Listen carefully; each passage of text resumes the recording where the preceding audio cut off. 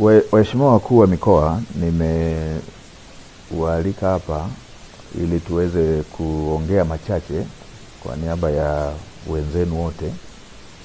Mamlaka ya hali ya hewa ya Tanzania, yani TMA, ilitoa utabiri wa mwelekeo wa msimu wa mvua za vuli na mvua za msimu kwa kipindi cha Oktoba 2025 hadi Disemba 2025 na kipindi cha mwezi Novemba 2025 hadi Aprili 2026 mtawalia.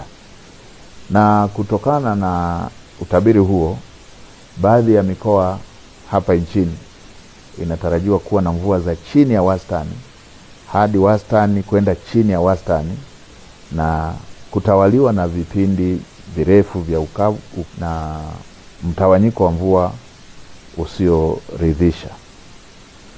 Tathmini ya mamlaka ya hali ya hewa inaonyesha hali ya kuchelewa kwa mvua inatarajiwa katika maeneo ya mkoa wako wa Dodoma, Mheshimiwa Mkuu wa Mkoa, mkoa wa Katavi, mkoa wa Kigoma, mkoa wako wa Singida, Mheshimiwa Mkuu wa Mkoa, Tabora, pamoja na mikoa ya Iringa, Mbeya, Mtwara, Njombe, Songwe, Rukwa, Ruvuma, pamoja na kusini mwa mkoa wa Morogoro.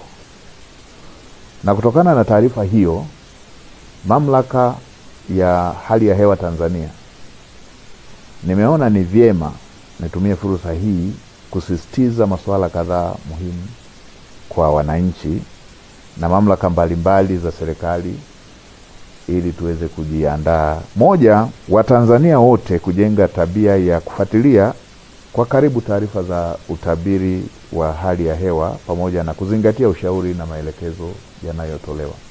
Waheshimiwa wakuu wa mikoa, mnakumbuka huwa inatokea tahadhari hizi zinatolewa, tunachelewa kuchukua hatua, sote kama Watanzania, serikali, taasisi za serikali na wananchi wote kwa ujumla, na inakuja kutokea madhara kama ambavyo tumewahi kushuhudia, mafuriko ya udongo kule Manyara, ama mafuriko katika baadhi ya maeneo ya wananchi waliojenga kwenye mabonde.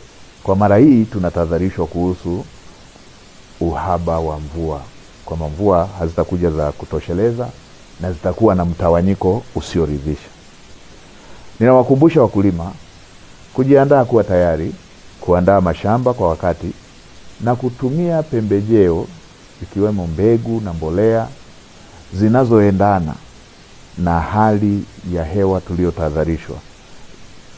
Tutumie mbolea na tutumie mbegu zinazoendana na upatikanaji wa mvua chache, sambamba na kuzingatia ushauri wa wataalamu wa kilimo ambao kwa sasa wanazunguka nchi nzima kukutana na wakulima na kutoa elimu. Pamoja na kuwa hakuna tishio la uhaba wa chakula kwa sasa, kama nchi tuna akiba ya ziada, tuna chakula cha kujitosheleza, tuna hifadhi ya chakula ya kutosha kama nchi. Lakini ni vyema wananchi waendelee kuzingatia matumizi sahihi ya chakula, ikiwemo kuweka akiba na kuepuka matumizi yasiyofaa, kwa sababu tumetahadharishwa kuhusu hali ya mvua kwamba hazitatosheleza. Kwa hiyo huenda ikaathiri mavuno. Kwa ni vizuri tukaanza kuhifadhi akiba ya chakula tulionayo.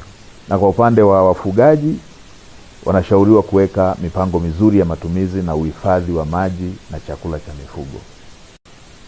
Ni jambo ambalo mara zote tumekuwa tukielezewa, na ni vizuri sana tukalizingatia, hasa kwa wakati huu: matumizi bora ya malisho, uhifadhi wa chakula pamoja na maji kwa ajili ya mifugo, ili yasijitokeze yale ambayo tumewahi kuyashuhudia ya upotevu mkubwa wa mifugo kutokana na uhaba wa chakula pamoja na maji. Wakuu wa mikoa pamoja na wakuu wa wilaya, wasimamieni maafisa ugani ili muhakikishe wanawatembelea wakulima na kutoa ushauri, ikiwemo matumizi sahihi ya mbegu kulingana na hali ya hewa badala ya kukaa maofisini. Tumekuwa na shida hii ya kila mtu kuwa anakaa ofisini.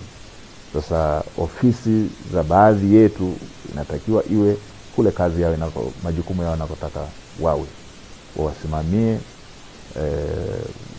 wawaelekeze, wawaelimishe wakulima, wawaelimishe wafugaji, ili madhara ya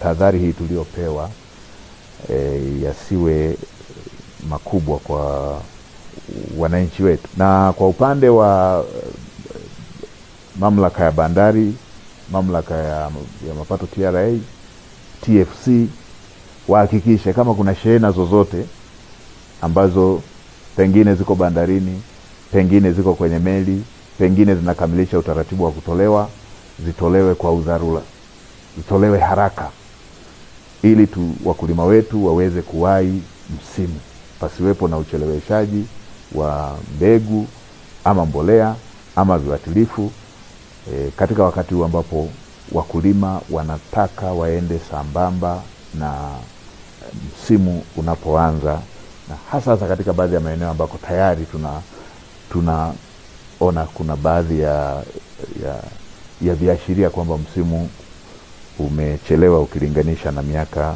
mingine.